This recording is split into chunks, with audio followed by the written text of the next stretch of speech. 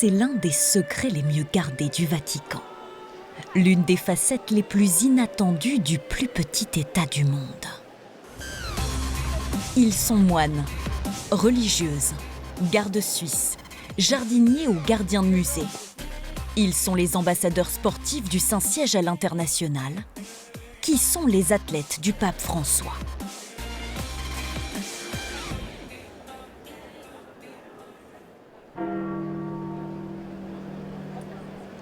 C'est sur la place Saint-Pierre, l'une des places les plus célèbres du monde où est annoncée l'élection des papes, que sœur Marie-Théo fait son footing. Cette sœur dominicaine d'un couvent de Rome a déjà fait 10 semi-marathons et 20 courses de 10 km. Cette Française s'entraîne en courant 3 fois par semaine dans les rues du Vatican et de la capitale italienne, entre les touristes et les pèlerins. Depuis près de 5 ans, elle porte les couleurs du drapeau pontifical blanc et jaune, avec son maillot de l'Atletica Vaticana, l'organisation sportive officielle du pays. Pour moi, la course, c'est vraiment une respiration en Dieu. C'est vraiment sentir en moi cet élan, ce souffle. Je ne prie pas forcément en courant, mais ma course devient une expression de prière. C'est pour moi une façon de rendre grâce pour la vie. C'est aussi le vivre dans mon corps, à travers une certaine rigueur aussi.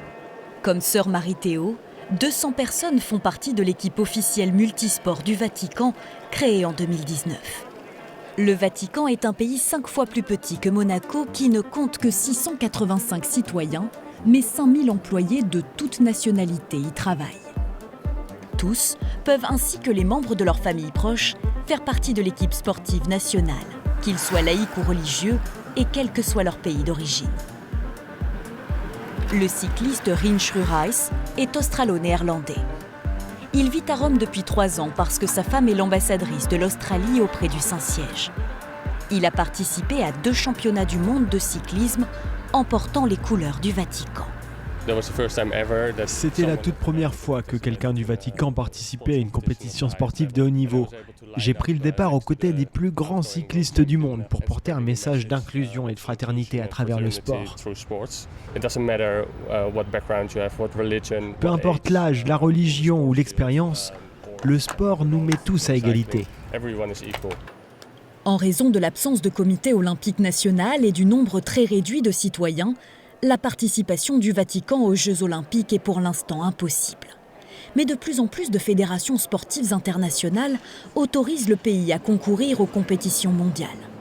Parmi les plus grands sportifs du Vatican, il y a les gardes suisses.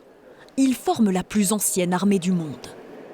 Les gardes suisses surveillent les entrées de la cité-État, veillent à la sécurité du pape et du palais apostolique, comme ici dans ce vaste couloir qui est l'une des sorties des musées du Vatican qui peuvent accueillir jusqu'à 30 000 visiteurs chaque jour. Un métier exigeant, exercé par 135 jeunes soldats laïcs, tous venus de Suisse. Le matin, on peut être sur la place Saint-Pierre pendant 5 heures de temps à pied. Et ensuite, on est un peu au palais où il fait chaud, où il fait très froid. On doit toujours être en forme physiquement et psychologiquement.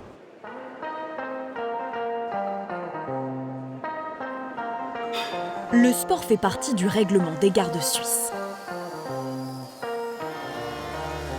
Ils doivent réussir 1 à 3 tests physiques chaque année. Mathias et Sébastien font du sport presque tous les jours. Les 2 salles de gym de la caserne de la garde suisse pontificale sont ouvertes 24 heures sur 24. C'est très important pour nous, les gardes suisses, de faire du sport, car nous devons rester longtemps en position statique. Nous sommes souvent debout pendant des heures avec notre arme, notre hallebarde qui nous tire vers le bas. C'est une posture très inconfortable.